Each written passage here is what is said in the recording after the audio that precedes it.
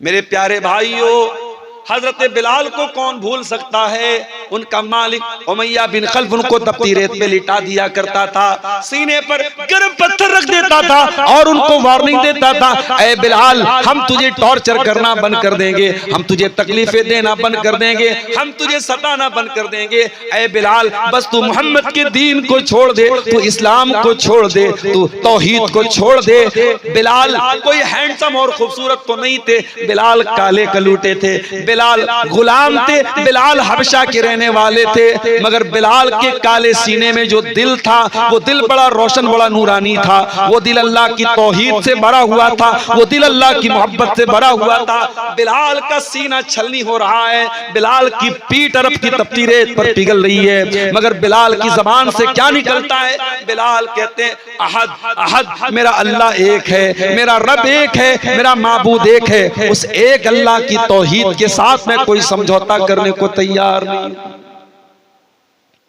हजरत Khubaib इब्न अदी को देखो, सूली पे चढ़ाया जा रहा है। सूली पे चढ़ाने के पहले खुबैब से कहा गया है, खुबैब क्या तो तेरी कोई आखिरी ख्वाहिश है तो तू पूरी कर ले। खुबैब ने कहा मैं 2 रकात नमाज पढ़ना चाहता हूं, कब पढ़ ले।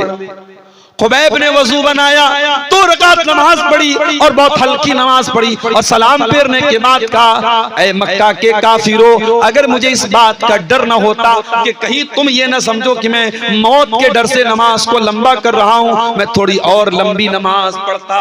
उसके बाद खुबैब को सूली पे चढ़ाने की तैयारी हो गई, खुबैब की जान लेने की तैयारी हो गई। सूली पे चढ़ाने के पहले खुबैब को एक मौका दिया गया, ऐ खुबैब क्या तू ये कहने को तैयार है, क्या तू ये मानने को तैयार है, क्या तू अपनी जबान से ये जुमला बोलने को तैयार है कि मेरी जगह आज मोहम्मद रसूलुल्लाह को सूली पे चढ़ा दिया जाए।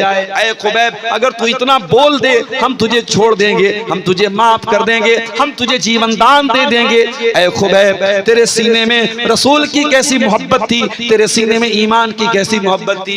खुबैब ने कहा, है मक्का के काफिरों, तुम मेरी जगह मेरे नबी को सूली पे चढ़ाने की बात कर रहे हो, अरे मैं तो ये भी गवारा न करूंगा कि मेरे नबी के पांव में कांटा भी चुभोया जाए और खुबैब की जान को बख्श दिया जाए, खुबैब को माफ कर दिया जाए, खुबैब को छोड़ दिया जाए। खुबैब तो इस पर भी गवारा, ये खुबैब को तो ये भी गवारा नहीं है।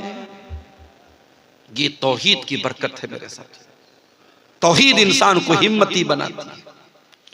हजरत सुमैया को देखो, है तो वो एक औरत, दुनिया वाले कहते औरत बड़ी कमजोर होती है, औरत बड़ी जज्बाती होती है, औरत बड़ी नाजुक होती है। मैं कहता हूं अगर औरत ईमान वाली बन जाए, तौहीद वाली बन जाए, इस्लाम वाली बन जाए, ये पहाड़ों से ज्यादा मजबूत बन सकती है। सुमैया बूढ़ी हो चुकी हैं, जवान बेटा उनका अम्मार है और उनके शौहर यासिर हैं। बाप शौहर के सामने बीवी और माँ के सामने बेटे को ये धमकी दी जा रही है। अबू जहल ये धमकी देता है, ऐ सुमैया बिन्त खय्यात, अगर तूने इस्लाम न छोड़ा, अगर तूने मोहम्मद का दीन न छोड़ा, ऐ सुमैया हम तेरे बदन के कपड़े उतार देंगे, हम तुझे मादरजात नंगा कर देंगे, हम तुझे सर से पैर तक नंगा कर देंगे, निर्वस्त्र कर देंगे, तेरे बदन के कपड़े उतार देंगे। सुमैया बिन्त खय्यात इस्लाम छोड़ने को तैयार नहीं, तौहीद से समझौता करने को तैयार नहीं, मोहम्मद का दीन छोड़ने को तैयार नहीं।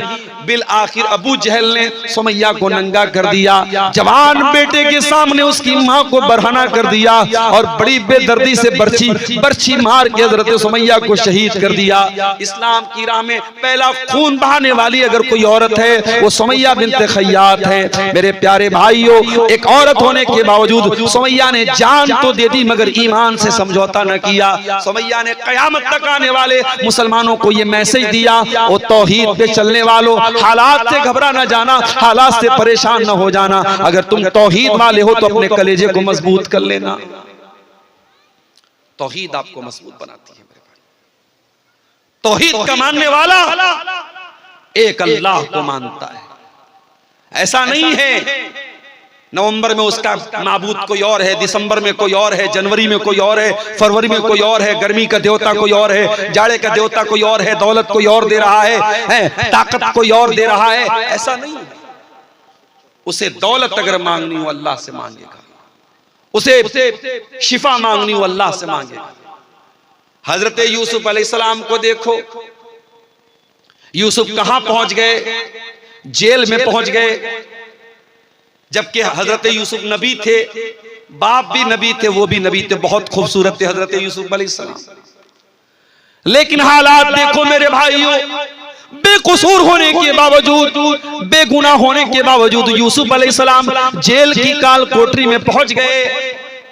और ये मत समझना कि जेल में जब वो पहुंच गए तो उसको वो मुसीबत समझ रहे थे। वो खुद अल्लाह से दुआ मांग रहे थे, अल्लाह मुझको जेल में पहुंचा दे। क्यों दुआ मांग रहे थे? आओ उनकी दुआ पढ़ के सुना देता हूं। कितनी प्यारी दुआ करते हजरत यूसुफ अलैहिस्सलाम। कहते रब्बी सिजनु अहब्बु इलैया मिम्मा यदऊननी इलैहि। ऐ अल्लाह, ये औरतें, ये मिस्र की औरतें मुझसे गलत काम करवाना चाहती हैं। ऐ अल्लाह, ये अजीज मिस्र की बीवी मुझसे ज़िना करवाना चाहती है। ऐ अल्लाह, ये मुझसे गलत काम करवाना चाहते हैं। ऐ अल्लाह, रब्बी सिजनु अहब्बु इलैया मिम्मा यदऊननी इलैहि। ऐ अल्लाह, ये औरतें मुझसे जो काम करवाना चाहती हैं उससे बेहतर तो ये है, ऐ अल्लाह मुझे तू जेल की काल कोठरी में डाल दे। व इल्ला तसरिफ अन्नी कैदहुन्ना अस्बु इलैहिन्ना व अकुम मिनल जाहिलीन। और ऐ अल्लाह, अगर तूने इनकी चाल को नाकाम नहीं किया, अगर तूने इन औरतों की चाल को नहीं फेरा, ऐ अल्लाह मैं झुक जाऊंगा इनकी तरफ, मैं माइल हो जाऊंगा इनकी तरफ, और मैं भी जाहिलों में से हो जाऊंगा। क्योंकि औरत की चाल से बचना बड़ा मुश्किल काम है, औरत के फरेब से बचना बहुत मुश्किल काम है। अगर यूसुफ अलैहिस्सलाम जैसे पैगंबर को इस बात का डर है औरत के फंदे में वो न फंस जाएं, तो आज के कमजोर ईमान वाले नौजवानों, आप अपने दामन को भी बहुत बचा के रखिए। जमाना बहुत नाजुक है, औरत का फितना बड़ी तेजी से समाज में फैल रहा है। मैं माफ कीजिए अगर हमारी माएं बहनें सुन रही हैं, मैं जब औरत का लफ्ज बोल रहा हूं तो कोई ये ना समझे कि मैं तमाम औरतों को जिम्मेदार करार दे रहा हूं इन हालात का, नहीं। लेकिन ये अल्लाह के नबी की हदीस भी है कि दुनिया का सबसे बड़ा फितना, इस उम्मत के मर्दों के लिए सबसे बड़ा फितना औरत का फितना है। और ये औरत कब फितना बनती है? जब इस्लाम से दूर होती है, जब दीन से दूर होती है, जब बेहया होती है, जब बदचलन होती है, जब ये खूबसूरत कपड़े पहनकर मेकअप करके सज के संवर के अपने हुस्न की नुमाइश करती है, तभी औरत फितना बनती है। और यही औरत अगर इस्लाम के दायरे में रहे तो दुनिया की सबसे बड़ी नेमत बन जाती है। अल्लाह के नबी ने फरमाया, दुनिया का सबसे बड़ा खजाना 3 चीजें हैं। 3 चीजों को खजाना बना लो, 3 चीजों को स्टोर कर लो, 3 चीजों को अपने घर में बचा के रख लो। कल्बन शाकिरा व लिसानन जाकिरा व ज़ौजतन मुमिनतन तुईनुहु अला अम्रिल आखिरा। अपने सीने में ऐसा दिल पैदा कर लो जो अल्लाह का शुक्र अदा करने वाला हो। अपने मुंह में ऐसी जबान पैदा कर लो जो अल्लाह का जिक्र करने वाली हो। और ऐसी औरत अपने घर में लेके आ जाओ जो दीनदार हो और दीन में तुम्हारी मदद करे, दीन के कामों में तुम्हारी मदद करे। मेरे प्यारे साथियों, हजरत यूसुफ अलैहिस्सलाम उस औरत के फितने से बचने की दुआ करते और कहते हैं, अल्लाह मुझे तू जेल में पहुंचा। अल्लाह ने यूसुफ अलैहिस्सलाम की दुआ कबूल कर ली। यूसुफ बेगुनाह थे, फिर भी जेल में पहुंच गए। और जेल में पहुंचने के बाद यूसुफ अलैहिस्सलाम आराम से नहीं बैठ गए। हम और आप होते तो जेल में पहुंच करके आंसू बहाते, हम कहां चले आए। न तो घर के जैसा बिस्तर है, न तो घर के जैसा खाना है, न मां है पास में, न बाप है पास में। और यूसुफ नबी के बेटे हैं, पैगंबर के बेटे हैं, बड़े बाप के बेटे हैं, बड़े नाज़ो नेमत से उनको पाला गया था। और आज कहां पहुंच गए? कैद खाने में पहुंच गए। कोई अपराध भी नहीं किया, कोई कसूर भी नहीं है, लेकिन यूसुफ अलैहिस्सलाम पहुंचने के बाद भी अपने मिशन को नहीं भूलते। वो जेल के अंदर जो कैद खाने के अंदर जो साथी होते हैं उनको तौहीद की दावत देने लगते हैं, उनको इस्लाम के बारे में बताने लगते हैं। 2 कैदियों से कहते हैं, या साहिब इस सिजनी अरबाबुम मुतफर्रिकून खैरुन अमिल्लाहुल वाहिदुल कहार। ऐ मेरे कैद खाने के साथियों, ये बताओ कि एक अल्लाह ज्यादा बेहतर है या कई खुदाओं को मानना ज्यादा बेहतर है? मा ताबुदून मिन दूनिही इल्ला अस्माअन सम्मैतुमूहा अंतुम व आबाउकुम मा अनज़लल्लाहु बिहा मिन सुल्तान। ऐ लोगो, तुम अल्लाह को छोड़ के जिनको पुकारते हो वो तो सिर्फ नाम है जो तुमने रख लिए, तुम्हारे बाप दादा ने रख लिए, उनकी अल्लाह ने कोई दलील नहीं उतारी है। भाई नाम रख लिया आपने, किसी का नाम रख लिया आपने गौसे आजम, सबसे बड़ा मदद करने वाले, किसी का नाम रख लिया गरीब नवाज, गरीबों को देने वाला, किसी का नाम रख लिया दस्तगीर, हाथ पकड़ने वाला, किसी का नाम रख लिया दाता देने वाला, किसी का नाम आपने रख लिया मुश्किल कुशा। आपने नाम रख लिए हैं, अल्लाह को छोड़ करके इनकी कोई हकीकत नहीं है, अल्लाह के सिवा कोई देने वाला नहीं है मेरे प्यारे। तो तौहीद आपके ज़हन को सुकून देती है मेरे प्यारे साथी। तौहीद पर चलने वाला एक रास्ते पर चलता है। प्राणपुर से कटिहार जाने वाला रास्ता अगर हमको पकड़ना है और हम पीछे मनिहारी का रास्ता पकड़ लें, कहीं और निकल जाएं, हम मंजिल से भटक जाएंगे। अगर आप तौहीद पर चल रहे हैं तो तौहीद आपको सिरात मुस्तकीम के रास्ते पे लेके जाएगी, जन्नत के रास्ते पे लेके जाएगी। और यही वजह है तौहीद पर चलने वाला वो इधर उधर भटकता नहीं, कभी यहां कभी वहां नहीं रहता है, वो एक प्लेटफॉर्म पे रहता है। इहदिनस सिरातल मुस्तकीम। वो पांचों टाइम अल्लाह से यही दुआ करता है, अल्लाह हमको सिरात मुस्तकीम पे कायम रख, हमको इसी सीधे रास्ते पे चलने की तौफीक दे। तौहीद पे चलने वाला सुकून की दौलत से माला माल होता है। मेरे प्यारे नौजवान साथियों, आपसे एक बात कहना चाहता हूं, सुकून किस चीज का नाम है? क्या ज्यादा पैसा कमा लेने का नाम सुकून है? माफ करना, बड़े बड़े अरबपतियों को रात में सोने के लिए स्लीपिंग पिल्स लेनी पड़ती है, नींद की दवाएं लेनी पड़ती हैं। और किसी गांव का कोई गरीब आदमी रात में साग रोटी खा लेता है, मछली भात खा लेता है, दाल चावल खा लेता है और आराम से सो जाता है। इसका मतलब यह हुआ कि सुकून का ताल्लुक पैसे से नहीं है। जितने सुकून के साथ वो गरीब आदमी अपनी झोपड़ी में सो रहा है, वो करोड़पति महल में उतने सुकून से नहीं सो रहा है। इसीलिए बहुत ज्यादा दौलत के पीछे ना भागो मेरे प्यारे भाइयों। दौलत कमाओ, दौलत जरूरी चीज है, लेकिन अगर दौलत मिल गई, हलाल तरीके से मिल गई, तो हराम रास्तों पे न जाना, वरना सुकून की दौलत छिन जाएगी। अल्लाह के प्यारे नबी बड़ी प्यारी बात इरशाद फरमाते हैं, लैसल गिना अन कसरतिल अरदी वलाकिन्नल गिना गिनन नफ्सी। अरे ज्यादा पैसा हो जाना, ज्यादा सामान हो जाना, ये दौलत नहीं है, ये मालदारी नहीं है। असल मालदारी यह है कि इंसान का दिल मालदार हो जाए, इंसान का नफ्स गनी हो जाए, इंसान दिल का मालदार हो जाए। कुछ लोग होते हैं ना, चमड़ी चली जाए दमड़ी न जाए, पैसा बहुत है, मगर एक पैसा भी अल्लाह की राह में खर्च करने की बात आ जाए, किसी गरीब को देने की बात आ जाए, नानी मर जाती है। चमड़ी चली जाए दमड़ी न जाए। पैसा है, दौलत है, दिल नहीं। और मैं देखता हूं कभी कभी मदरसों में चंदा जब लोग देते हैं, दान देते, गरीब आदमी जो बेचारा बहुत मामूली कमाने वाला है, अपनी हैसियत से बढ़ के वो देता है। और करोड़पति लोग बेचारे जो है वो बंगला में तकरीर करने वाला उसको दाएं बाएं से खींचता है, पकड़ता है, बुलाता है, उसके बाद बड़ी मुश्किल से 5,000 10,000 रुपया वो निकालता है। तो अल्लाह ताला क्या तो नीयत देखी जाएगी, अल्लाह क्या तो इखलास देखा जाए। सही बुखारी की पहली हदीस क्या है? इन्नमल आमालु बिन्नियात। सारी नेकियों का दारो मदार अल्लाह ताला की नीयत पर है।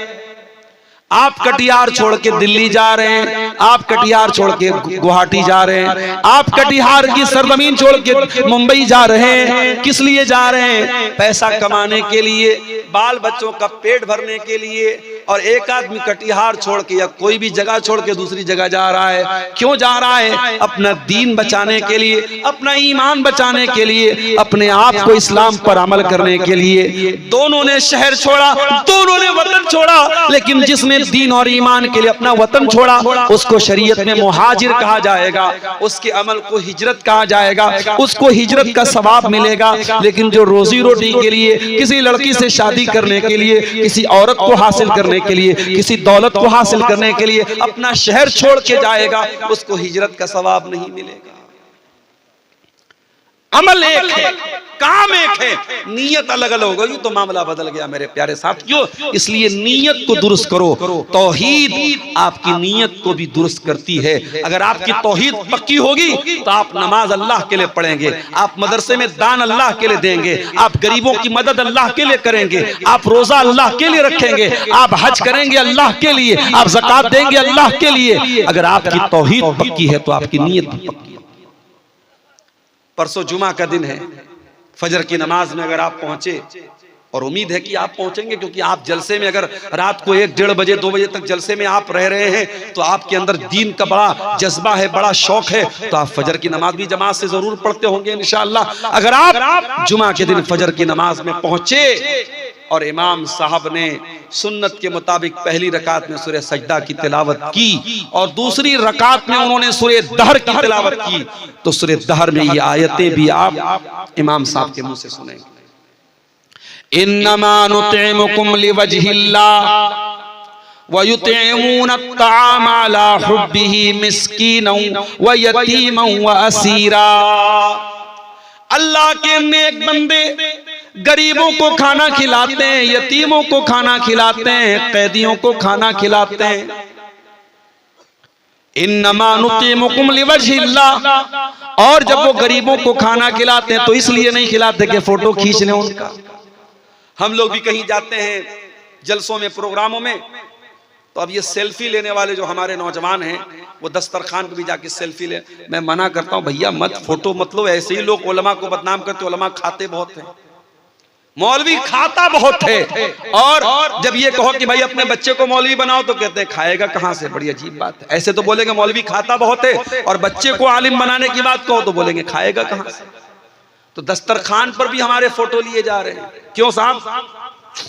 स्टेटस पे लगाएंगे, मोबाइल पे लगाएंगे, फेसबुक पे डालेंगे, अब्दुल गफ्फार साहब देसी मुर्गा खा रहा है। एक जगह जलसे में अपनी बेटी को लेके चला गया।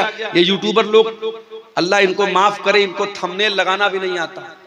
नेपाल में एक जलसे में अभी गया अपनी बच्ची को लेके, तो एक यूट्यूबर ने थंबनेल लगाया, अब्दुल गफ्फार सलवी अपनी बेटी को ले गया, जलसा में ले गया, तकरीर में ले गया। अरे भाई ले गए बोल दो भाई, क्या मतलब जबान ऐसी हो चुकी है कि वो समझ में नहीं आता कि उनको हिंदी में क्या लिखना चाहिए।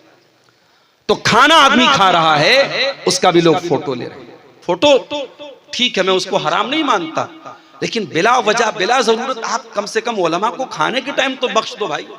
आदमी खाना खा रहा है, उसकी क्या पोजीशन है, किस हालत में वो मुंह बनाए हुए, आप उसी हालत में फोटो ले रहे हो। मैं बहुत सख्ती से मना करता हूं कि भाई फोटो कम से कम खाना खाने के टाइम तो फोटो मत।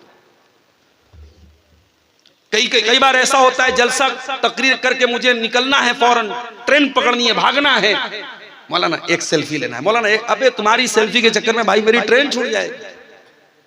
तो फोटो लेने का, सेल्फी लेने का बड़ा शौक है। तो बात ये किससे निकली? खाना खाने से बात निकली। अल्लाह के नेक बंदे खाना खिलाते हैं गरीबों को, लेकिन जब खाना खिलाते हैं तो थैंक यू सुनने के लिए नहीं, जज़ाकल्लाह खैर सुनने के लिए नहीं, शुक्रिया सुनने के लिए नहीं।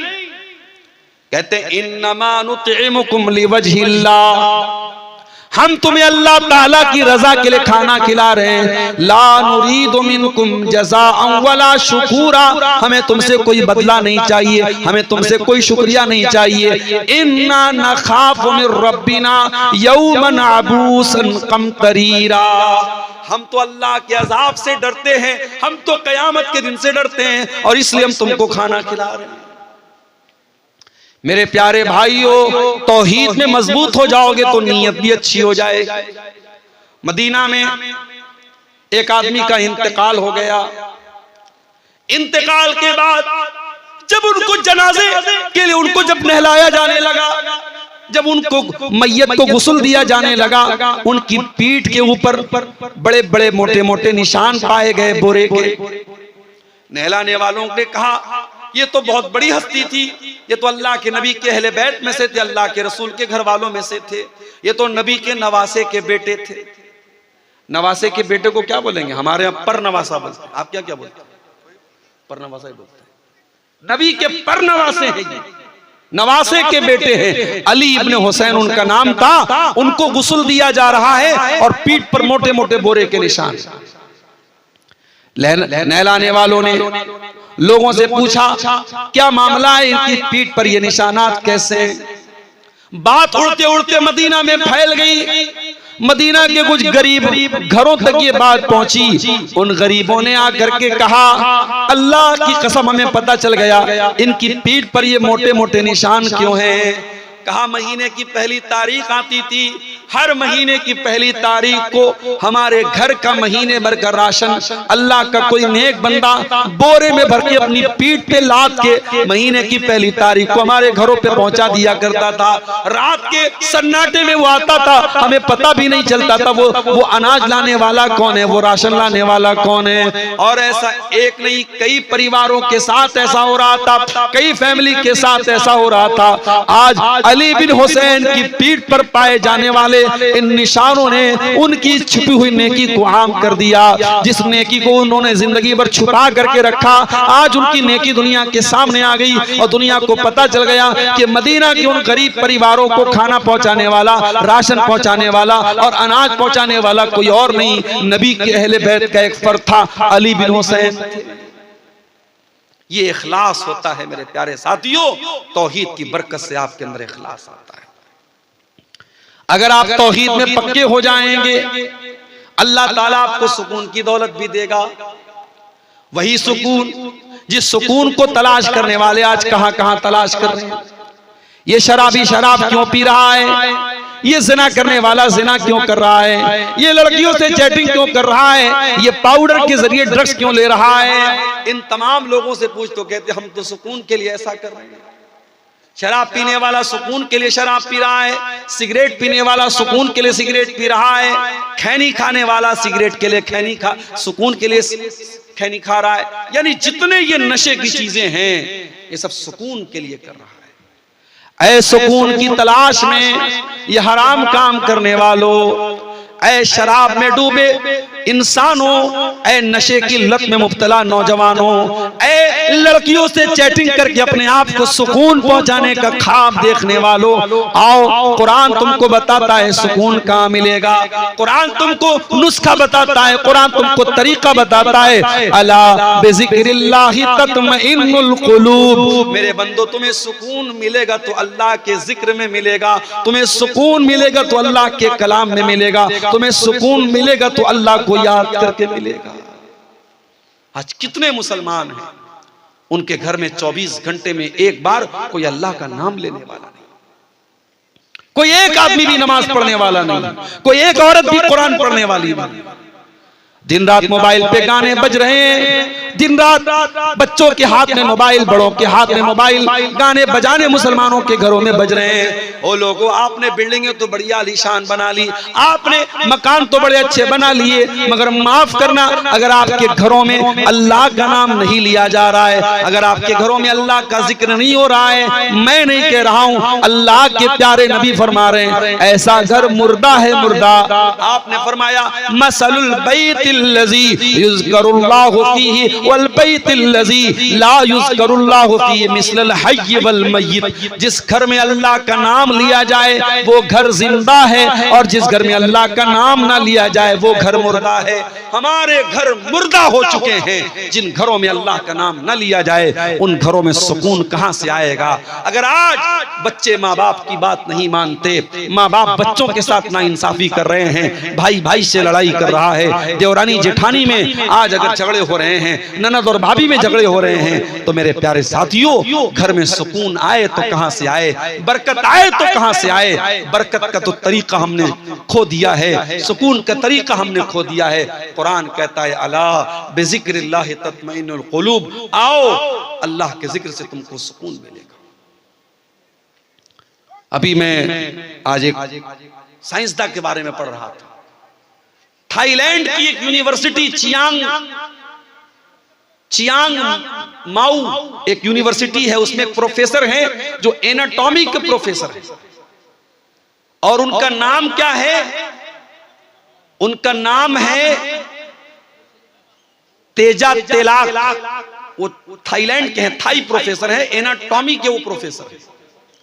और वो एनाटॉमी का मतलब होता है इंसान के बदन की जो पार्ट्स ऑफ बॉडी हैं, जो शरीर के जो अंग हैं, उस पर वो रिसर्च करते हैं, उसके बारे में वो तहकीक करते हैं।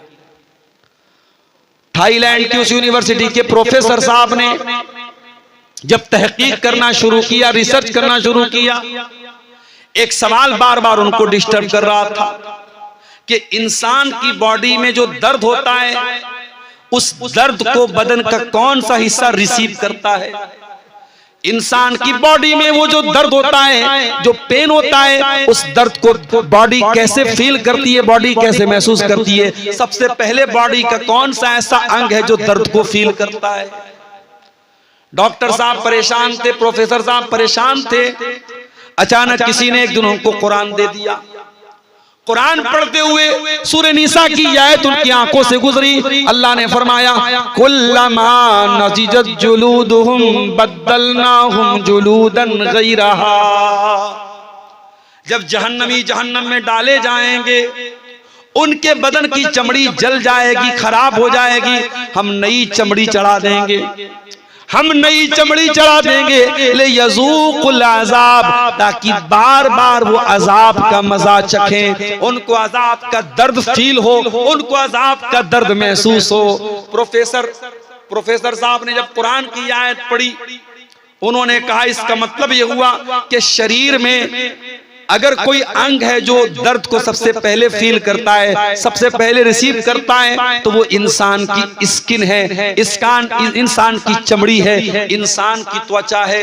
डॉक्टर साहब ने, वीडियो मौजूद है यूट्यूब पर, आप जाके देख लीजिए। सऊदी अरब में एक बहुत बड़ी कॉन्फ्रेंस हुई और उस कॉन्फ्रेंस में खड़े होकर के उन्होंने इस्लाम कबूल किया, ला इलाहा इल्लल्लाह मुहम्मद रसूलुल्लाह का कलमा पढ़ा, और उन्होंने कहा 1400 साल पहले अरब के एक उम्मी को ये बात किसने बताई जो मेरी पूरी जिंदगी की रिसर्च का निचोड़ है, पूरी जिंदगी मेहनत करने के बाद और तहकीक करने के बाद जो बात मैं बता रहा हूं, कुरान हकीम 1400 साल पहले वो बात कैसे बता रहा है? इसका मतलब ये कुरान अल्लाह का कलाम है। मेरे प्यारे साथियों, आज अगर आप तौहीद पर पक्के हो जाएं, आप अल्लाह का जिक्र और कुरान अगर आप पढ़ना शुरू करें, आप जब बड़े बड़े प्रोफेसर और बड़े बड़े पढ़े लिखे लोगों के दिल की दुनिया बदल गई, आपके दिल की दुनिया भी बदल जाएगी। मगर हमारा दिल का आलम ये है, हमारा दिल बड़ा कठोर हो चुका है मेरे साथी, ये दिल बड़ा सख्त हो चुका है, ये दिल बड़ा कठोर हो चुका है। कुरान कहता है लौ अंज़लना हाज़ल कुरान अला जबल, इस कुरान को हमने किसी पहाड़ के ऊपर भी उतारा होता तो पहाड़ भी अल्लाह के खौफ से रेजा रेजा हो जाता। लरअयतहु खाशियम मुतसद्दिअम मिन खशियतिल्लाह। इस कुरान के अंदर वो पावर है कि बड़े बड़े पहाड़ को भी चकनाचूर कर सकता है, लेकिन इंसान के दिल पर आज कुरान का कोई असर नहीं हो रहा है। क्यों? क्योंकि पहाड़ से ज्यादा कठोर हो चुका है इंसान का दिल। मेरे प्यारे साथियों, सुकून की दौलत भी इसी कुरान के जरिए मिलेगी, इसी अल्लाह के जिक्र के जरिए मिलेगी। और जो आदमी तौहीद के रास्ते पर चलता है, उसके दिल को अल्लाह ताला सुकून की दौलत से भी माला माल कर देता है। मूसा अलैहिस्सलाम को देखिए, बनी इस्राइल को लेके जा रहे हैं, फिरौन को पता चला, फिरौन ने पीछा किया, सामने दरियाए कुलजुम आ गया। मूसा अलैहिस्सलाम के साथियों ने क्या किया है, मूसा इन्ना लमुद्रकून, अब तो हम पकड़ लिए जाएंगे, अब हमें कौन बचाएगा? मूसा अलैहिस्सलाम ने बड़े इत्मीनान से जवाब दिया, कल्ला इन्न मइय रब्बी सयहदीन, ऐ मेरी कौम के लोगों, मेरा रब मेरे साथ है, मेरा अल्लाह मेरे साथ है, वो जरूर कोई ना कोई रास्ता निकालेगा। ये सुकून हजरत मूसा के दिल में कैसे पैदा हुआ? ये तौहीद की बदौलत पैदा हुआ। जब इंसान की तौहीद पक्की होगी, जब अल्लाह पर यकीन पक्का होगा, बड़े बड़े मुश्किल हालात में भी वही सुकून उसके दिल में मौजूद है। मूसा अलैहिस्सलाम ने कहा मेरा रब मेरे साथ है, वो जरूर कोई ना कोई रास्ता निकालेगा। फ़अौहैना इला मूसा अन इज़रिब बिअसाकल बहरा फनफलक फकान कुल्लु फ़िरक़िन कत्तौदिल अज़ीम। अल्लाह फरमाता है हमने मूसा से कहा ऐ मूसा तू पानी के ऊपर अपने आसा को, अपनी लाठी को मार दे, पानी फट जाएगा और दोनों तरफ पानी रुक जाएगा और बीच में रास्ता बन जाएगा। पानी के ऊपर कभी रास्ता बनते देखा? मनिहारी का ब्रिज बन रहा है, कितने जमाने से काम चल रहा है, अभी लोग बता रहे 2026-27 में काम कंप्लीट होगा। पानी के अंदर ब्रिज बनाना आसान काम नहीं है, पानी के अंदर पिलर खड़ा करना आसान काम नहीं है। अल्लाह ताला की टेक्नोलॉजी देखो मेरे भाई, अल्लाह ने पानी को रोक दिया दोनों तरफ और बीच में रोड बन गई, रास्ता बन गया और मूसा अलैहिस्सलाम अपने साथियों के साथ बड़े आराम से पानी को क्रॉस कर गए। अल्लाह ताला की जो टेक्नोलॉजी होती है, अल्लाह की जो तदबीर होती है, इंसान वहां तक पहुंच भी नहीं सकता। वल्लाहु खैरुल माकिरीन। इंसानों की तदबीर अल्लाह की तदबीर के सामने कुछ नहीं है। जब अल्लाह अपनी प्लानिंग करेगा तो इंसानों की तदबीर, इंसानों की चालबाजी, इंसानों की मक्कारी धरी की धरी रह जाएगी।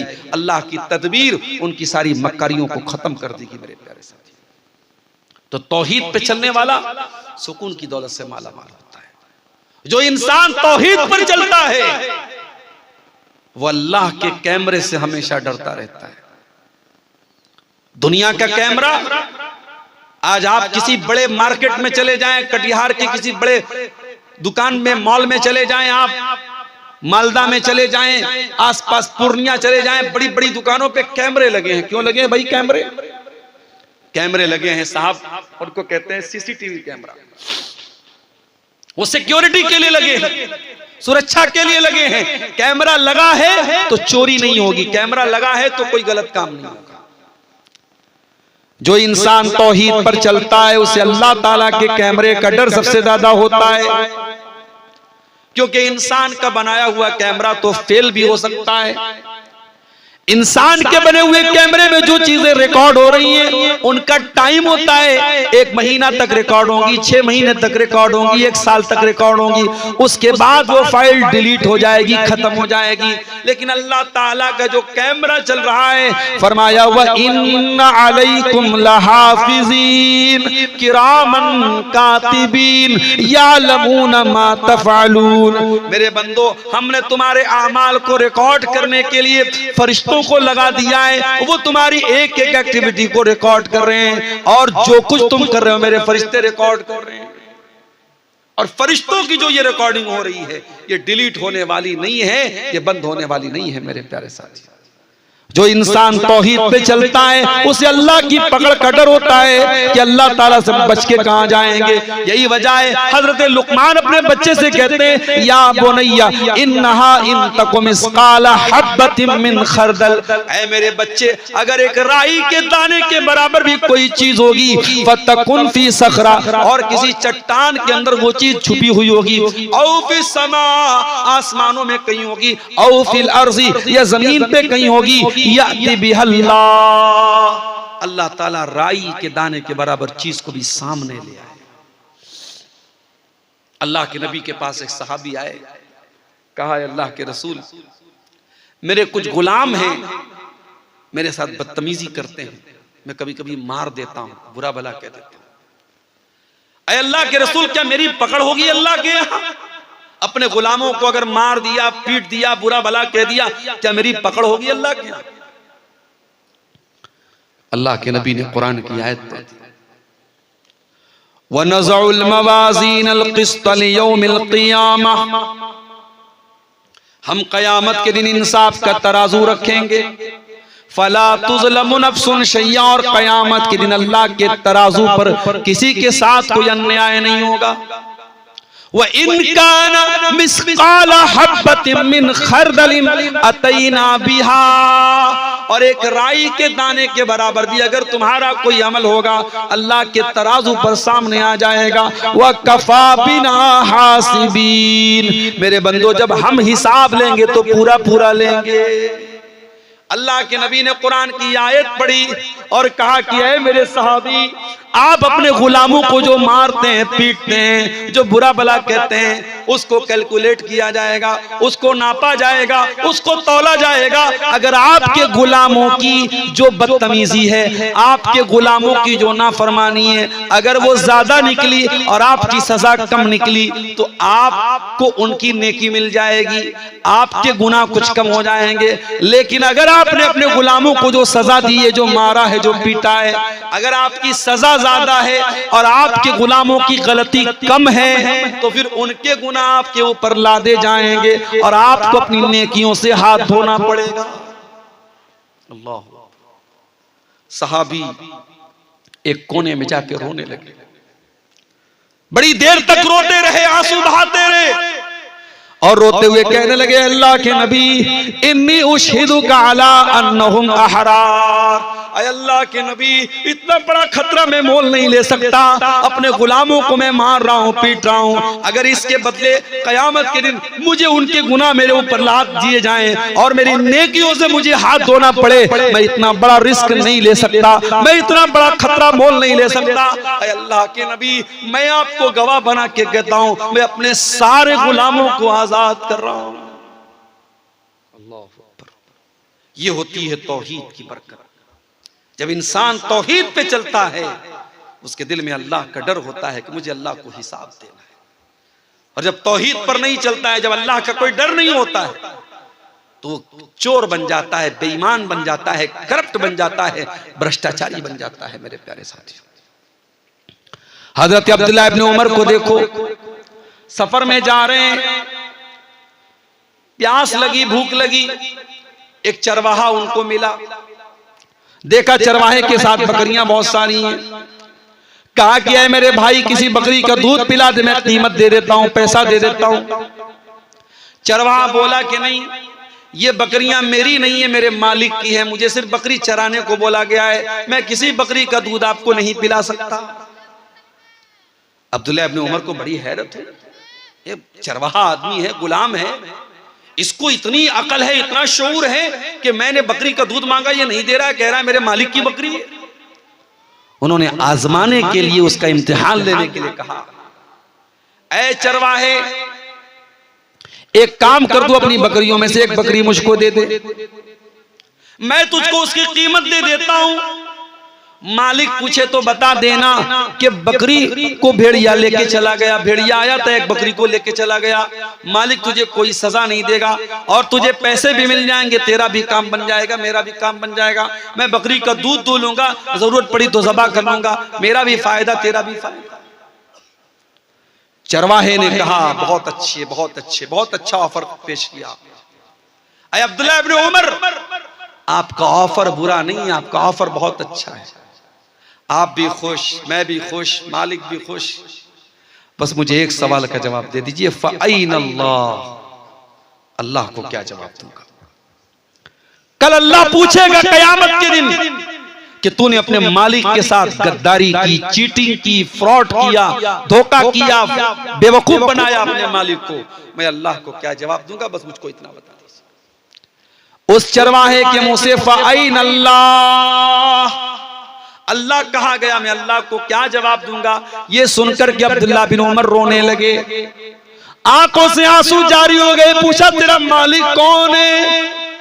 मदीना आए, मालिक का पता लगाया और मालिक को कीमत दे करके उस गुलाम को आजाद कर दिया। और आजाद करने के टाइम उस गुलाम से कहा, ऐ चरवाहे, ऐ कल तक तू गुलाम रहने वाला इंसान, आज इस तरह एक जुमले ने तुझको दुनिया की गुलामी से बचा लिया है और मुझे उम्मीद है कल कयामत के दिन जहन्नम की आग से भी तुझे ये जुमला बचा लेगा। अल्लाह अल्लाह का ये डर, तौहीद जब दिल में होगी तब पैदा होगा मेरे साथी। जब आप तौहीद के पक्के होंगे तो अल्लाह का ये डर आपके दिल में पैदा हो जाएगा। हजरत उमर को देखो, गश्त लगा रहे हैं अपने दौरे हुकूमत में, दुनिया आराम से सोती है और उमर फारूक आम लोगों का कपड़ा पहन के गश्त लगाते हैं पूरे इलाके में, पूरे मदीना में। कौन भूखा है, कौन प्यासा है, कौन परेशान है, लोगों की मदद करते हैं। हजरत उमर का गुजर एक मकान के पास से होता है। अंदर से एक औरत की आवाज आती है। औरत अपनी बच्ची से कह रही है, अपनी बेटी से कह रही है, ऐ बेटी सुबह दूध बेचने जाना है, उठ करके तू दूध में पानी मिला दे। बेटी कहती अम्मी जान, क्या आपने अमीरुल मोमिनीन का ऑर्डर नहीं सुना? क्या हजरत उमर का हुक्म आपने नहीं सुना कि दूध में पानी मिलाना अपराध और जुर्म है? अम्मी जान, आप कानून की खिलाफ वर्जी कैसे कर सकती हैं? मां ने कहा बेटा, रात का सन्नाटा है, उमर आराम से अपने घर में लेटे होंगे, उमर कहां यहां देख रहे हैं, तू उठ करके दूध में पानी मिला। बेटी ने कहा अम्मी जान, उमर ला यराना फरब उमर यराना, अगर उमर हमको नहीं देख रहे कोई बात नहीं, उमर का रब तो हमको देख रहा है। अम्मी जान, कल कयामत के दिन अल्लाह ताला पूछेगा, जब उमर का रब पूछेगा कि तूने दूध में पानी मिला करके फ्रॉड क्यों किया, धोखा क्यों किया, तूने लोगों को असली दूध के नाम पे मिलावटी दूध क्यों बेचा? अम्मी जान, हम अल्लाह को क्या जवाब देंगे? क्या अल्लाह भी नहीं देख रहा है? हजरत उमर ने मकान का नंबर नोट किया, घर आए, सारे बच्चों को बुलाया। ऐ मेरे बच्चों, मैंने एक लड़की की आवाज सुनी है, मैं नहीं जानता वो कितनी खूबसूरत है, मैं नहीं जानता उसका खानदान कैसा है, मैं नहीं जानता उसकी बरादरी कैसी है, मैं इतना जानता हूँ वो लड़की दीनदार है, वो लड़की अल्लाह से डरने वाली है, वो लड़की बहुत मुत्तकी और परहेजगार है, और मैं उस लड़की को अपने घर की बहू बनाना चाहता हूँ। क्या तुम में से कोई उस लड़की से शादी करने को तैयार है? हजरत उमर के एक बेटे, उनका नाम आसिम था, उन्होंने कहा कि अब्बा जान, मैं शादी करने को तैयार। अल्लाह अकबर। यहां तो जब तक पूरा जुग्राफिया न तय कर लिया जाए, लड़की कितनी पढ़ी लिखी है, लड़की कितनी खूबसूरत है, लड़की कितनी स्मार्ट है, उसकी इंस्टाग्राम पर कितनी आईडी है, व्हाट्सएप पर कितने नंबर हैं, कौन सा मोबाइल वो चलाती है, जब तक सारा जुग्राफिया न पता कर लिया तब तक रिश्ता कहां तय होता है। और आज जो हमारे घरों में जो बिगाड़ है मेरे प्यारे साथी, उसकी एक बहुत बड़ी वजह, ये बुनियाद हमारी खराब है। हमारी माए बहनें जब रिश्ता देखने जाती हैं, वो खूबसूरती देखती हैं, वो माल देखती हैं, वो जहेज देखती हैं, दीनदारी कौन देखता है मेरे साथ? दीनदार बच्चियां घरों में बैठी हैं, कोई रिश्ता पूछने वाला नहीं है। अगर उनकी शक्ल सूरत कुछ कम है, कुछ 19 है, कुछ रंग सांवला है, बहुत दीनदार है, बहुत अच्छी है, बहुत नमाजी है, बहुत इल्म वाली है, उनके रिश्ते अच्छे नहीं मिल रहे हैं। और जो बदचलन भी है, बेहया भी है, बेशरम भी है, लेकिन खूबसूरत है, उसके रिश्ते फौरन मिल जाते हैं। मेरे प्यारे भाइयों, जब आपने खूबसूरती को मेयार बनाया है, जब आपने रंग को मेयार बनाया है, जब आपने हुस्न को मेयार बनाया है और दीन को साइड रख दिया है, तो फिर रोते क्यों हो? फिर रोने की क्या जरूरत है? आपने जो बोया है वही काट रहे हो। जब आपने खूबसूरत बहू लाए हैं आप, अच्छा बहू आई, 1 साल के बाद माँ बाप कहते हैं हमारा बेटा तो हमारे हाथ से निकल गया। जरा बहू के कमरे में जाके देखो, बहू के कमरे में जो बेड है वो किसने दिया? ससुर ने दिया। अलमारी किसने दी? ससुराल से मिली। आपका बेटा जिस फ्रिज का पानी पी रहा है वो कहां से आई? ससुराल से आई। आपका बेटा जिस बुलेट पे घूम रहा है वो बुलेट कहां से आई? ससुराल से आई। गाड़ी ससुराल की, मसेरी ससुराल की, फ्रिज ससुराल की, अलमारी ससुराल की।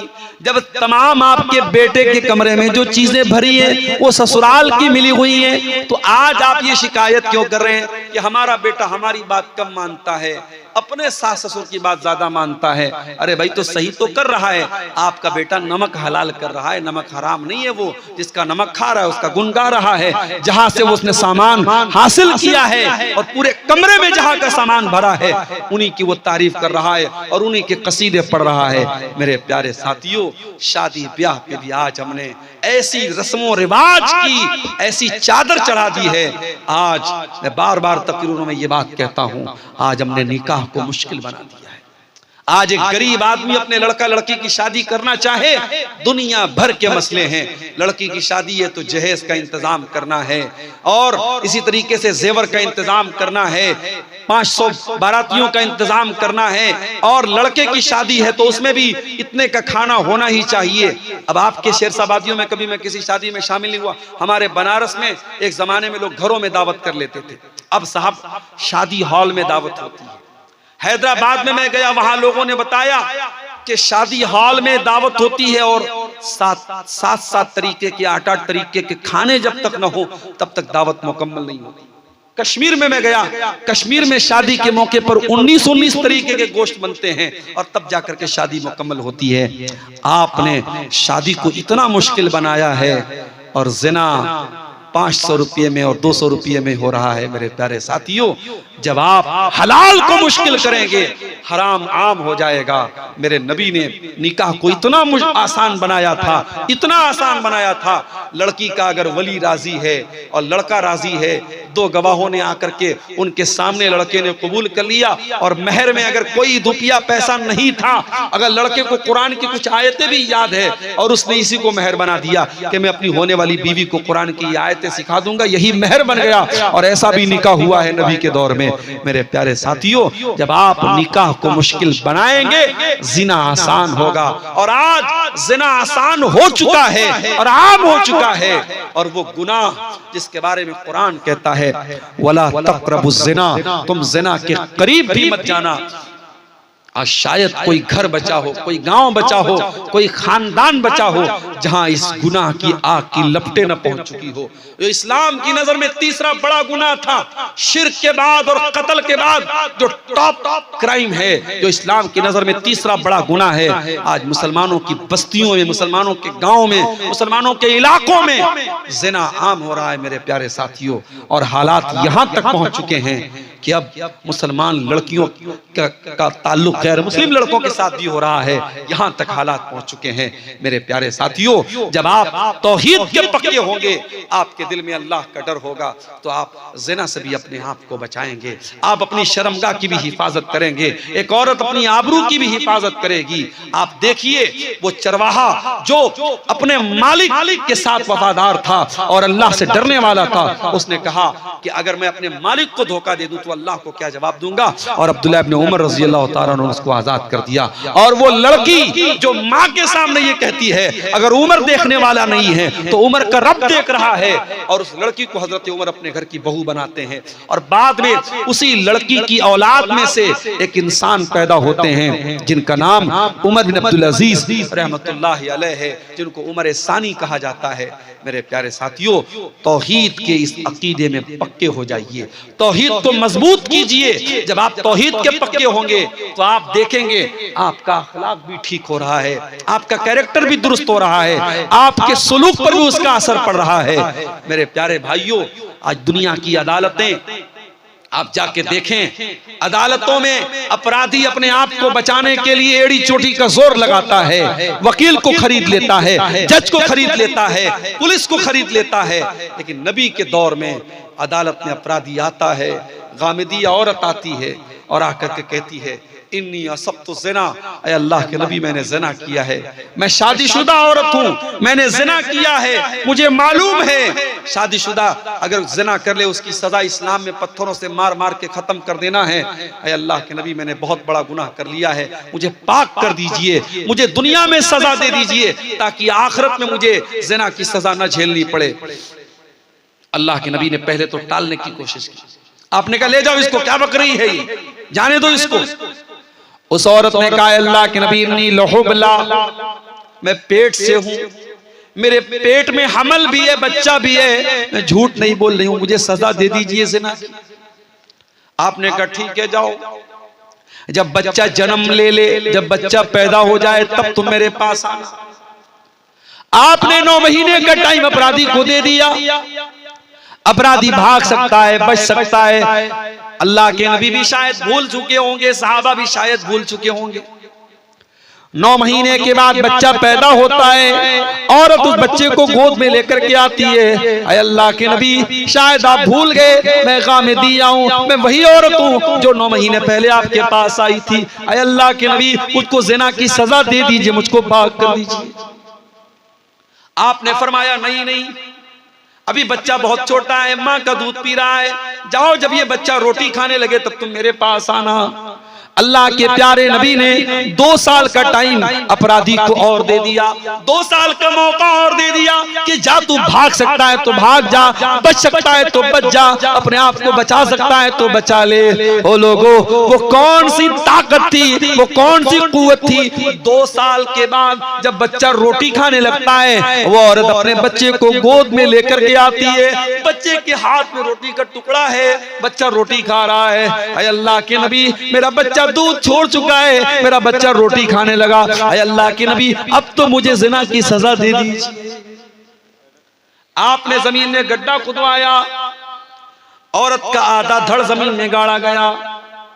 जो इस्लाम में सजा है, शादीशुदा की सजा ज़िना की, पत्थरों से मारा गया उस औरत को, रज्म किया गया। जब पत्थरों से मारा जाने लगा, उस औरत के खून के कुछ छींटे हजरत खालिद बिन वलीद के कपड़ों पर पड़ गए। हजरत खालिद बिन वलीद की जबान से कुछ नाजेबा कलमात निकल गए, कुछ नामुनासिब कलमात उस औरत के हक में निकल गए। उन्होंने कुछ ऐसी बातें बोल दी कि पता नहीं कैसी औरत का खून मेरे कपड़े पर पड़ गया।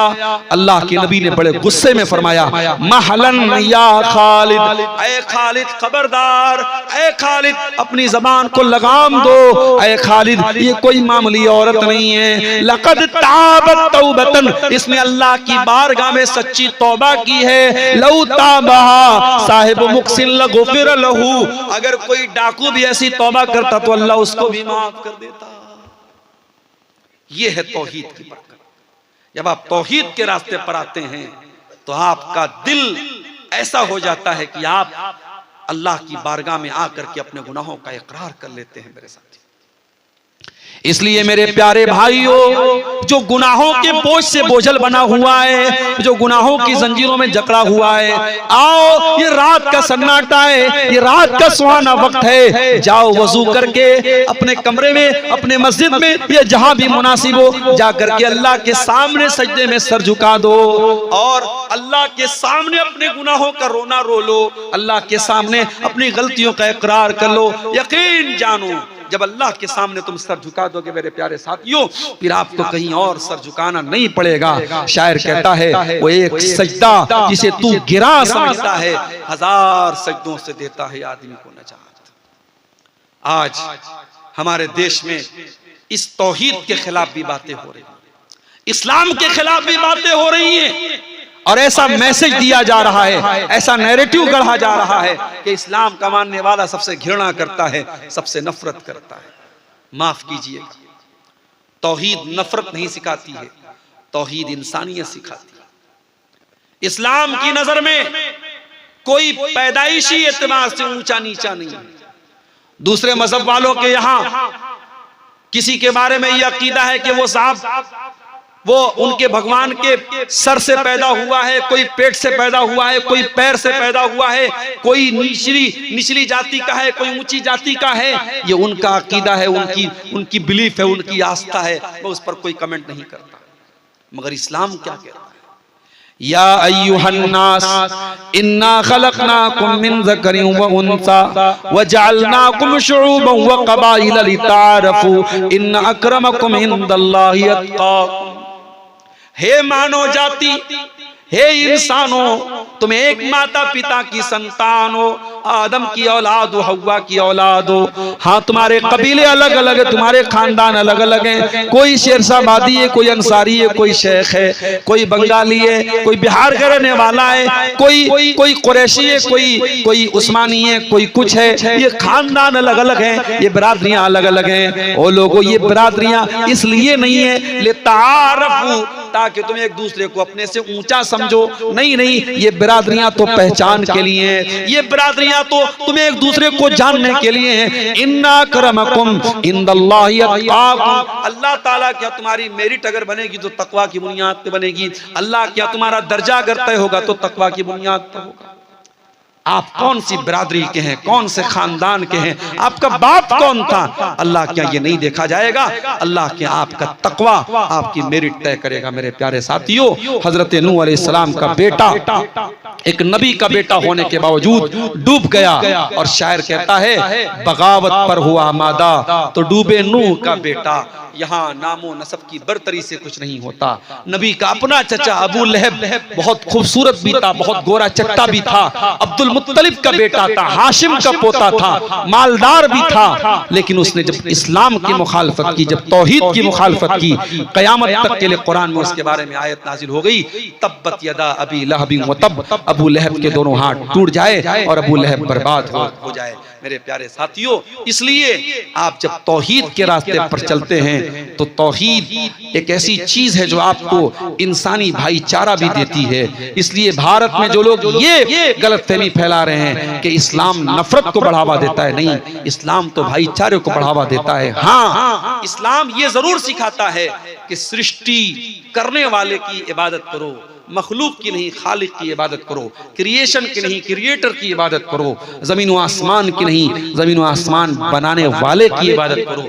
दुनिया की और सारी मजहबी जो ताकतें हैं वो ये कहती हैं सब कुछ खुदा है, और इस्लाम ये कहता है सब कुछ खुदा का है, सब कुछ अल्लाह का है, सब कुछ अल्लाह की तरफ से है। और जब मरने वाला मरता है मुसलमानों के यहाँ तो हम एक जुमला पढ़ते हैं, इन्ना लिल्लाहि व इन्ना इलैहि राजिऊन, कि हम सब अल्लाह की प्रॉपर्टी हैं और हमें मर के अल्लाह ही की तरफ पलट के जाना है। मेरे प्यारे साथियों, तौहीद के कुछ समरात और तौहीद के ये कुछ फवायद मैंने आपके सामने बयान किए हैं। मैं उम्मीद करता हूं कि आप इस जो मैसेज दिया गया है इस तकरीर में, तौहीद का जो दर्स आपके सामने रखा गया है, उसको आप अपने ज़हनों में उतारेंगे। हम अल्लाह से दुआ करते हैं रब्बुल आलमीन हमें कलमे तौहीद के तकाज़ों को समझने की तौफीक अता फरमा। रब्बुल आलमीन हमें मरते दम तक तौहीद पे चलने वाला बना दे। इलाल आलमीन हमें शिर्क व बिदअत से हमारी हिफाजत फरमा। ऐ अल्लाह, जिस इदारे के लिए आज का ये प्रोग्राम मुनक़िद हुआ है, इस अच्छा कब्रिस्तान के लिए, अल्लाह ताला इस कब्रिस्तान की तामीर या उसकी जो ज़मीन के लिए जो ताउन जिन लोगों ने किया है, अल्लाह उस ताउन को कबूल फरमाए। और जिन लोगों ने इसमें हिस्सा नहीं लिया है उनसे भी बड़े अदब से गुजारिश करूंगा, जाते जाते, चूँकि कब्रिस्तान की ज़मीन भी, आप अभी कल गाजीपुर में मेरा एक प्रोग्राम था, वहाँ लोगों के पास अपना कब्रिस्तान नहीं था तो लोग अपने घरों में ही अपने मुर्दों को दफन कर देते थे, और वहाँ पे बाकायदा कहीं कहीं कब्र के ऊपर मकान बना हुआ है। तो ये कब्र की भी बेहुरमती है और इंसानी लाश की भी बेहुरमती है। इसलिए मुसलमानों की बस्ती में कब्रिस्तान होना चाहिए, और कब्रिस्तान के लिए अगर ये प्रोग्राम हो रहा है तो बहुत अच्छा कदम है, और हमें और आपको जरूर इसमें अपना ताउन करना चाहिए। अल्लाह ताला हमारी नेकियों को कबूल फरमाए। जब तक हम दुनिया में जिंदा रहें, इस्लाम पर जिंदा रहें और हमारा खात्मा भी ईमान पर हो। रब्बना तक़ब्बल मिन्ना इन्नका अंतस समीउल अलीम व तुब अलैना इन्नका अंतत तव्वाबुर रहीम। व सल्लल्लाहु तआला अला नबीना मुहम्मद व अला आलिहि व सहबिहि अजमईन। वस्सलामु अलैकुम।